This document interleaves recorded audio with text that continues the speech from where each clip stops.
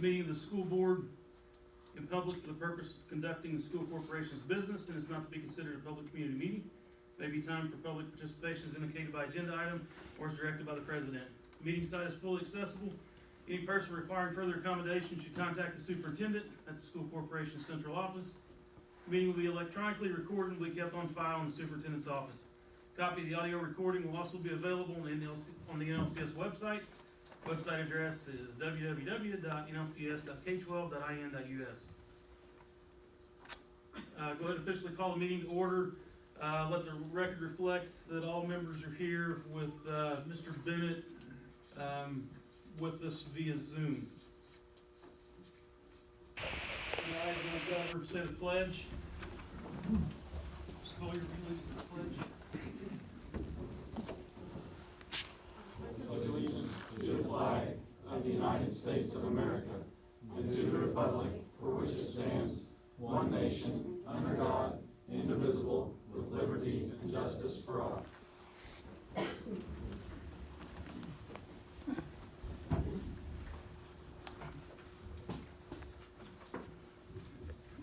Item 3, review for approval minutes of the executive session memorandum from January 20th, 2022. Get a motion? Gergs makes the motion. Ms. Miller seconds the motion. Questions on the motion? Seeing none, all in favor signify by saying aye. Aye. Those opposed, same. Thank you.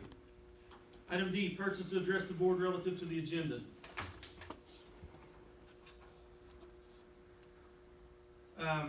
First up, Noah Browning. I'm not sure this is specific to the agenda, but you want me to speak from here or up front? Just going to read from my notes. First of all, just want to say thank you to the board for allowing masks to be optional for our kids at school. I know both my children expressed gratitude several times already. Trent, Kamal, thank you for both responding directly. My question is, are masks being optional a permanent change, or could a potential increase in COVID cases cause the mandate to be re-implemented? So yes, I mean, I think if the numbers were to go up to a point where we start seeing a large number of kids that need to be either quarantined or restricted home, then yes, we may have to re-implement the mask things. I'm not saying that we will, but we'll look at it at the numbers and decide from that point on. Okay, that was my question, was does the school board have the authority to make the option permanent to where it would be the parent's choice and not the school board's or the teacher's choice whether their children would wear a mask or not? But I think it's not necessarily an authority. We don't really have to vote on this. It's something that we decide based on the climate of the disease process that's going on in the county and then how that affects our kids locally. So, I mean, obviously we will try our very best not to have to do it because I think our kids have been, for lack of a better word, they've been hampered the last 2 years or so with all this. I mean, especially we have some kids that have been in school and never seen what their teachers look like without a mask, and I get it, it's huge. Right. So we want to keep our kids safe, and you know, and right now the numbers are the lowest I've seen in 2 years. So as long as it continues to play out the way it is, I'd like to believe we'll go the rest of the semester without, with mask options. There's some more definite things out in the fall. I think we're all waiting to see what happens this next fall. Sure, yeah, I know we're waiting. I mean, one big subject that has come up is that Mitchell has not required masks, or they have been optional since Thanksgiving. I'm not sure what the difference between the Mitchell School Board and, I mean, is the school board who determines whether it's going to be optional or not optional at that point, or who is making that decision, I guess is my... Honestly, typically we discuss it amongst ourselves, we discuss it with the county health officer, and then we make a decision on what we think is best for the kids. Is it something that you feel, I mean, it kind of seems to me like maybe that's something that should be voted upon and not just discussed. We discuss it amongst ourselves. We go over our numbers. We keep pretty good numbers. I mean, our nurses do a very good job keeping our numbers, so we know what So you are looking our NLCS numbers are. You're looking specifically at the data from NLCS Yes. and what Yes, transpires. and then of course Kamal knows the county numbers better than anyone as well, but we have our personal numbers. I see, gotcha. Well, I appreciate that information. Just as a parent, I just feel like it should be my decision whether I, have to require my child to wear a mask or not. I assume some of you feel the same way, maybe some of you don't, but ultimately, I mean, it's my child's health, it's my, it's their risk that I'm choosing to take for my child as a parent and guardian, and I just worry that, you know, we're gonna be stuck in this revolving door for so long. Like you said, and I know your heart tells you, you know, obviously we want that to go, but you look at a picture like that and it's like disheartening, you know what I mean? It's like, I'd rather see those kids' faces. I have no idea who those kids are, but I'd much rather see their, you know, faces in public. And So. part of it from before was when there were the rules that if they were just trying to keep them in school, not out with quarantine. So putting the masks on them, if they did get exposed, meant we didn't have to send them home for 10 days or whatever, and now that has changed, which was a factor in why we decided, okay, well, if the masks aren't going to keep them from having to quarantine, then that was a huge factor in why we decided, okay, we can lift those. But that's a big reason why we were having the masks, is so that we could keep them in school for. And we had a lot of kids that were quarantining on a daily basis, and so, I mean, our numbers were huge, so, Right. yeah, no one had the rule, like, if there was latest mask, you didn't have to quarantine, we kept a lot of kids in school, and that was a big driving factor behind that. And that's no longer an issue. There is no mask requirement. Correct. As of right now. That contends to For right now, quarantine yeah. right now, and that comes from the state level. Yeah. or- Yeah. I see. It's, yeah, just recently changed. Okay. Well, I hope you guys understand, this is just something that I'd rather be in front of than behind of, but I mean, I'm a big proponent, obviously, as you read my email for the parent. Actually, no, what's your name again? Noah Browning. I don't have an email from you, I just did a search Oh, on really? all my emails, so Well, I didn't look in my. I apologize if I didn't put you on the Some- list. I tried to address, Sometimes they we go have spam. this I see. all I the tried to time. address I everybody. think I got one. Some of them go to junk and. I think my wife did I as think I well. got one Yeah, from her, but I there don't know was that a small group of us just wanted to kind of, you know, just come in here and, you know, just say that we believe more in parental rights than we do somebody else, you know, at this point in time. Again, I think you guys seem from a common sense standpoint that allowing them to go to basketball games and shoulder to shoulder, elbow to elbow for hours at a time and then requiring them to wear masks on Monday morning seems a little bit, Well, trust me, I wanted to wear masks at the ball games too, but there's a certain restriction that goes with that. I mean, it's been a farce what's going on up there. Right. I think the reality is we try to keep people, I mean, common sense, I mean, the bottom line is we want what's best for our kids, but again, and I get it about your kids. I mean, I don't want my kids to wear masks if they don't have to, but then Sure. if my child is harboring the virus and spreading it to your kids, who then take it to your parents, who then end up in my emergency room, and that's the problem we get into. So it's beyond, it's a community, I mean, we have to be responsible for the community as well as our children. I agree to responsibility, and I agree to that. I do not agree that cloth masks limit any transmission of the virus. I think. So, I that- mean, that's a, you know, I think, that's another topic. no, yeah, I think that Yeah. we appreciate you. I don't wanna cut you No, off. I don't We wanna, got several- I don't wanna keep going either. I just We want, could debate, yeah. for hours. sure, I don't, sure. I'm not a mask expert or by any means, but I think we appreciate your comments and. Thank you. Yep, appreciate you hearing me out. Just a concerned parent. Thank you and God bless. Thank you. Thank you, guys. Next up, Scott King. Good evening. I'm gonna read mine too, and I'll try not to read too fast on it, so I can get my time in. This is a response to recommendation for the 7th and 8th graders to all attend the Bedford Middle School in the fall. The proposal is presented on 15th had many issues, and I only have time to address a few. First, there was little or no data to support what was presented. They said to attract teachers, they had to be competitive in many ways, including an environment for culture and collaboration. Then they just gave one example. BMF teachers have 1 period per week for collaboration. And in OMS, it's difficult to achieve this because some teachers have no grade level content partner. There was no data or discussion on exactly how many teachers are actually affected, what percentage of teachers are required to use the prep period, or what the exact impact is on those who didn't get this prep period. When covering extracurricular opportunities, they mentioned several opportunities, but only showed data for 3, the 3 smallest enrollment for OMS, and they only talked about 1, which was choir at OMS, which was the lowest number on the chart. Based on the data presented, they recommend disrupting the lives of 167 students, again, because of 1 hour a week for a small number of teachers and 3 students interested in choir. There's really no other conclusion to reach based on the data that was presented. It can be summed up by comments provided by the presenters. If the board votes on this transition, a detailed and comprehensive plan will be created. Why was this not questioned by the board? They have all the data now.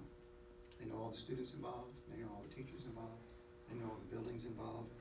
Why not provide a detailed and comprehensive plan before the vote is taken? I can't understand how the board would be willing to vote on a proposal without a detailed plan. The third issue is that there were no other options presented as potential solutions. They did not include any other potential solutions for collaboration. Zoom was mentioned but shot down. They had no other potential solutions to improve educational or extracurricular opportunities. They had no additional potential solutions for the many ways they need to be more competitive to teachers. They had only one solution recommended, and that was not questioned by anyone on the board. For the final issue I have time for, Mr. Hudson presented some data on 22 different middle schools and junior highs in the area. He said there were 4 hours and only 2 of these schools received a D grade, BMS and ONS. And he said that he thought about why this was the case. He said it's not our teachers and it's not our students, but then he said this, and I quote, "When other schools in surrounding areas were improving their students' learning, their program offerings, their involvement, their professional development for teachers, our schools did not." This might be the most honest statement made from this administration in the past 3 years. This came from a rising star in the NLCS administration. He added that that was the case back in 2017 and 2018 when these D grades were received, and he said that is the case now. That is the state of NLCS. And this is after the consolidation that is supposed to provide so many improvements. If we have serious problems at our middle schools, it's because the consolidation was not implemented properly. The other schools in the surrounding areas were improving their students' learning, their program offerings, their involvement, their professional development for teachers. Our schools did not. NLCS has a lot of problems, and they need to be addressed. But disrupting the lives of 167 students, again, so soon, is not the place to start to fix them. The school board members really care about our students. And if they make a decision based upon the merits of the proposal presented last week, then I certainly hope that there'll be 7 no votes.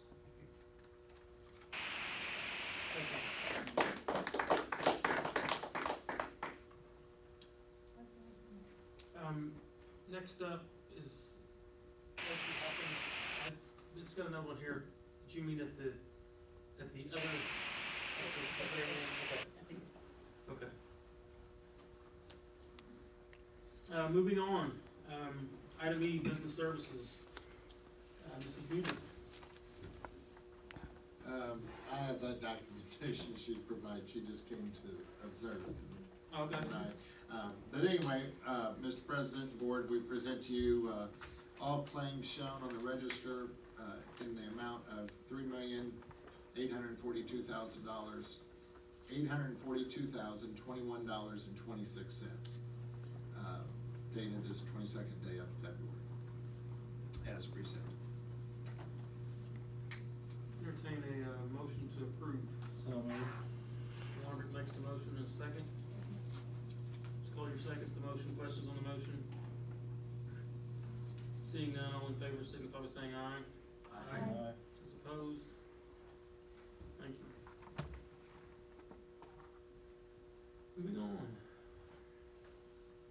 Item F, Mrs. Dayton. First I have, for you, requesting your approval to purchase, the Content Keeper filter. So we currently use Lightspeed as our filter, which if you've been on, NLCS wireless, it blocks certain sites. And so we are moving to Content Keeper. Our current agreement with Lightspeed is up, and this, has other benefits to us, with more restricted access and, some other opportunities. So the first is your approval to move to that for, our filter. And it's a 3-year contract. Okay. Entertain a motion to approve.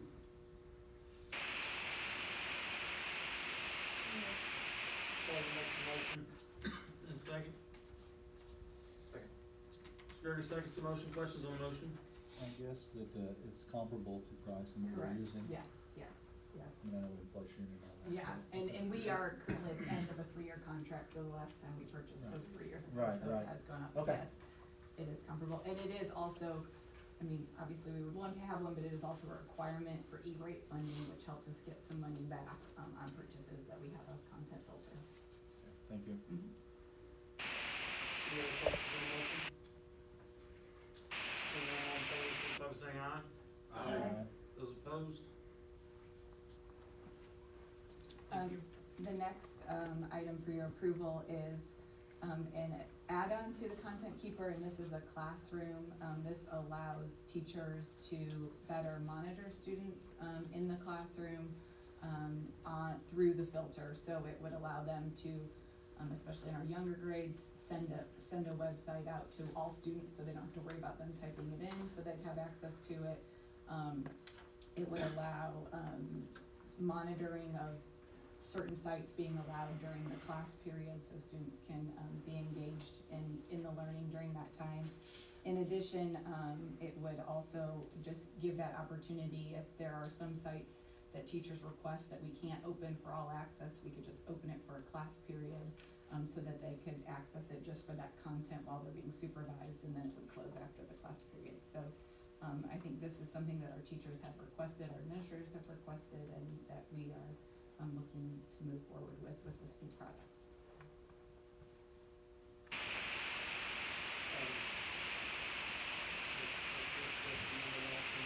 Is this comparable to? So we have not had this before. Okay. So this is a new, addition that has been requested, and this is, actually less expensive than some of the other independent products that we've looked for, so it was also a plus of going with this filter. Have provided both opportunities. I will make the motion. Mr. Lambert makes a motion in a second. Second.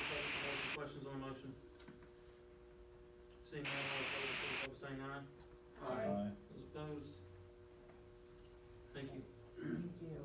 The next item I have for your approval is, approval to purchase Chromebooks for, the 22-23 school year. Those were the two quotes we received. We are looking at going with the Acer because they include an extra year of support on the Chromebooks, so they would be, usable by students for an additional year. We would be purchasing these for 4th and 5th grade students, using, our, ESSER funds, and then for, 9th grade students, they would receive them, and they, the purchase of Chromebooks is built into their textbook fees, so they rent them and then use those funds to repurchase.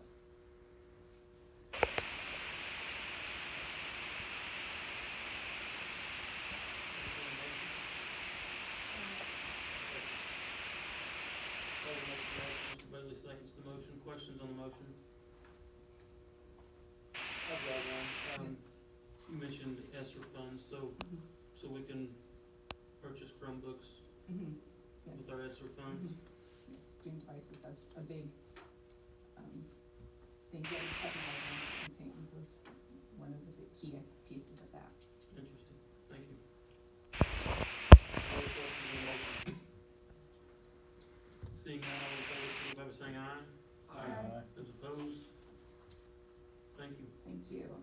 Final item for your approval, I have, in your packets, two, permissions. One is, for permission to send, up to 10 staff members, and we have initial outline there, we're still working on, but to attend, AVID training, in Tampa, Florida, June 19th through the 22nd, and that would be grant funded. This AVID, as you approved, I believe it was last month, and then also in your packet is what that, professional learning opportunity looks like and what sessions are available. It is, required training of the, as we implement this new program, for teachers that will be teaching the elective, but then we also plan to bring content teachers to help with support as well. So that was the first, opportunity, and then the second opportunity is, permission to send middle school staff members to the, PLC Institute in St. Charles, Missouri, June 14th through the 16th, also grant funded, as some of the items that were outlined, in the plan, but also, there is some information about the PLC communities, and we would like to open that up, to middle school staff.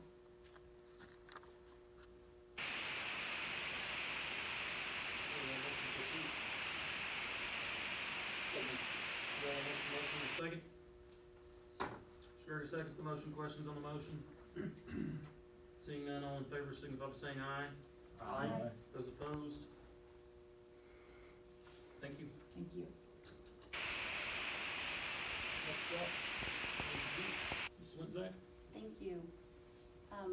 Before presenting the entire personnel agenda, there is one item I would like to present separately, and that is administrative assistant and Tammy Bailey as the BNL administrative assistant for athletics.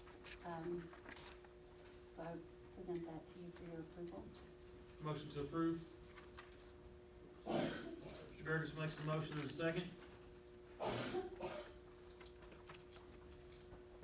second that. Mr. Lundberg seconds the motion. Questions on the motion? Seeing none, all in favor signify by saying aye. Aye. Aye. Those opposed? Abstain.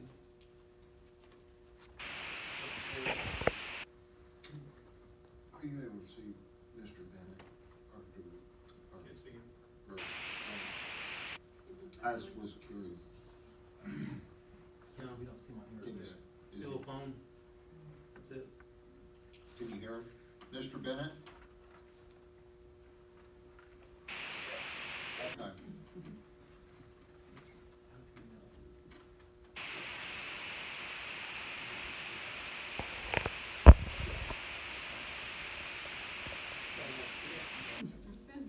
Mr. Bennett, speak up.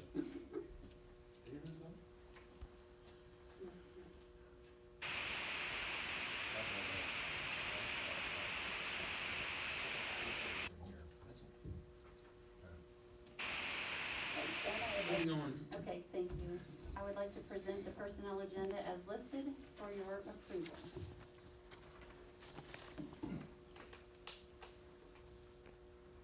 So moved.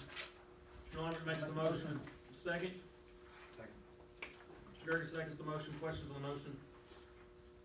Seeing none, all in favor signify by saying aye. Those opposed? Thank you. And the only other thing I'd like to do is just point out the retirements. We have Kim Baraney after 4 years with North Lawrence, Becky Muncy after 26 years of teaching music with North Lawrence, and then 2 custodians, Liz Smith, 13 years, and Wanda Weaver as a LPN with us for 17 years in special ed.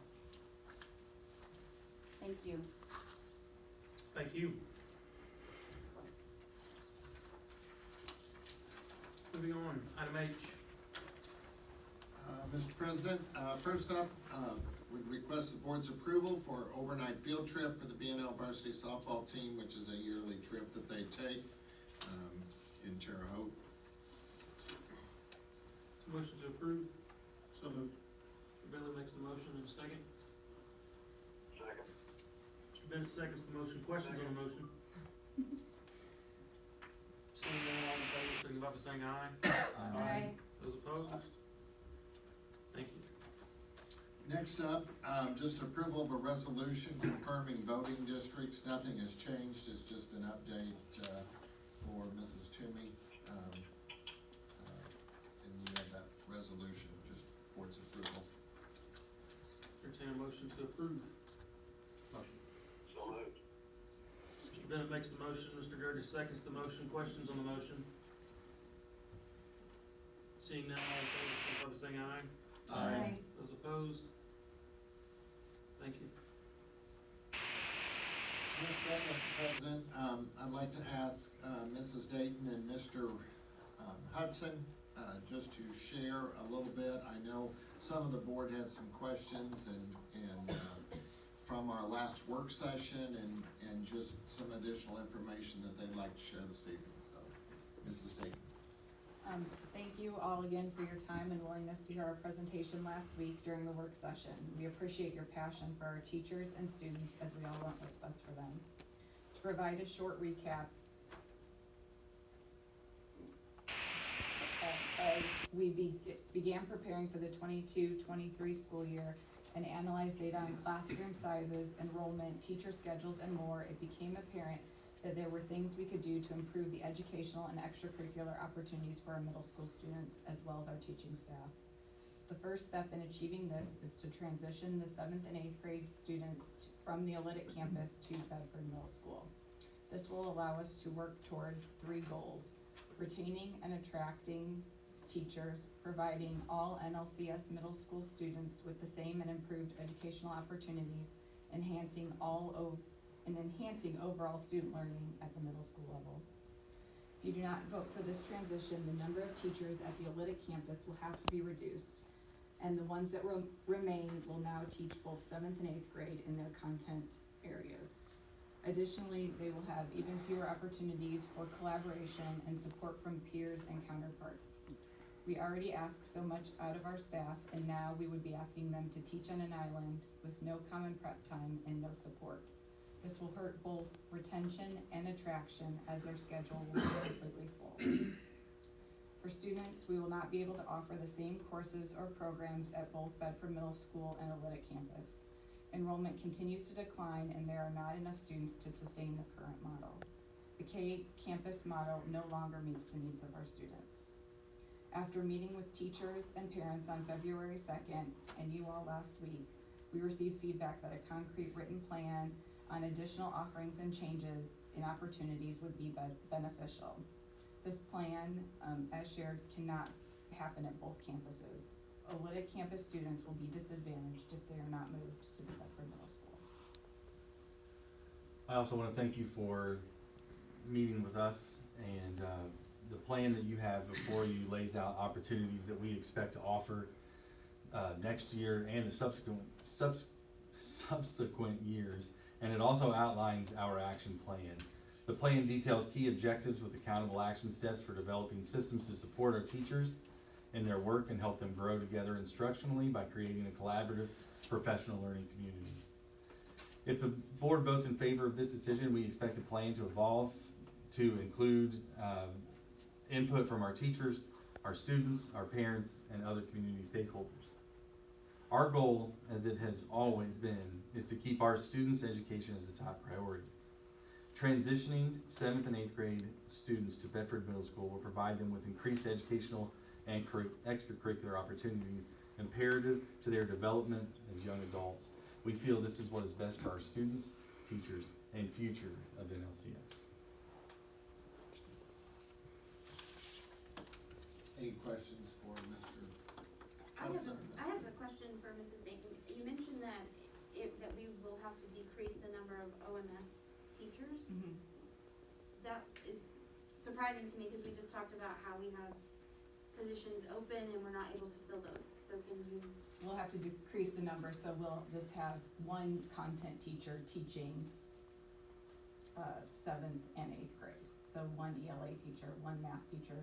So in some, it's not a full-time teacher, like it's an instructional coach that just would no longer be there. There is only the enrollment to account for 1 content area teacher.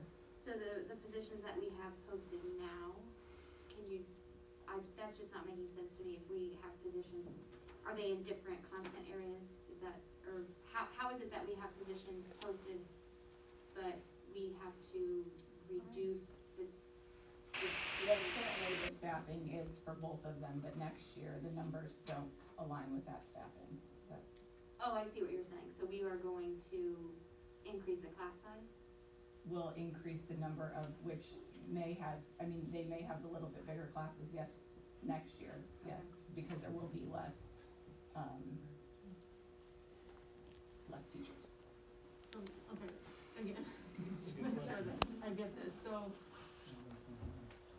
it's not a possibility to have 2 small classes, it's gonna be, like, it's not gonna be a small 7th grade class. Yeah, to have, I mean, there would be 11 kids, it's not, financially, I mean, we can't keep both teachers, the way the numbers are, the numbers support having 1 teacher that would teach both 7th and 8th grade.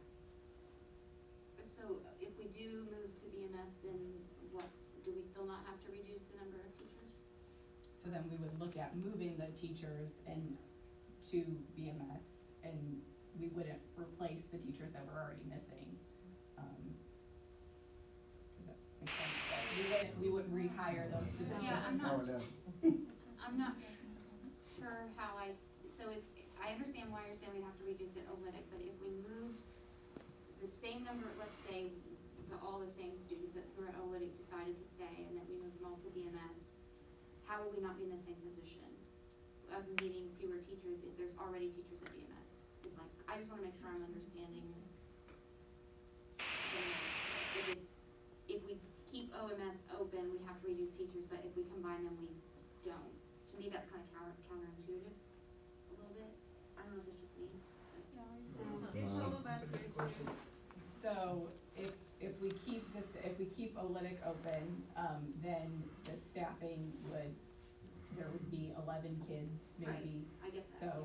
So we would hire to replace 11 kids, I guess that's, whereas if we move to OMS, we would be able to use that staffing in different ways and able to offer honors classes, remediation support, instead of just using that staffing to staff the content. Okay, so they may be teaching, if they're moved, they may be teaching something that they're not teaching now.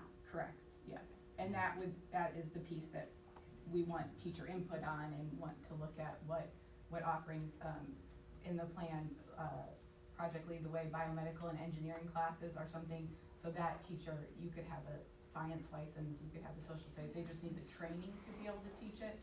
So we'd wanna talk with our teachers about who is interested in offering those. But we haven't done that yet. We haven't talked to teachers from OMS about how they would feel about teaching something different. I guess that's my question. Well, I think we would wanna talk with all teachers, cause Right. it doesn't necessarily have to be the OMS Right. teachers, there might be someone at BMS that is really interested in Right. this, so we would wanna look at what their interests were, or what their passion, lied in.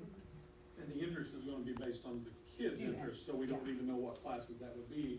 So it's hard to ask a teacher, is there interest in that? If Because we we don't don't- yeah. know what students are interested in. Yeah. What about the classes that were part of the plan? Are those not what we're, Those are, but it was, so biomedical, we could go biomedical, we could go engineering, that's where we wanted to get student feedback to see what their interest was. Eventually move to both, but start with what students were most interested in, and then follow with what teachers have that interest.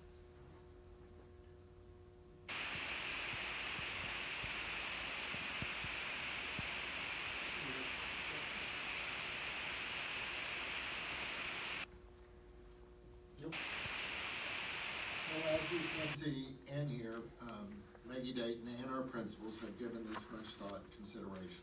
They truly believe it's what's best for our students and all teaching staff at the middle school level. I believe we'll see the benefits of this decision and realize how much we can offer all of our middle school students and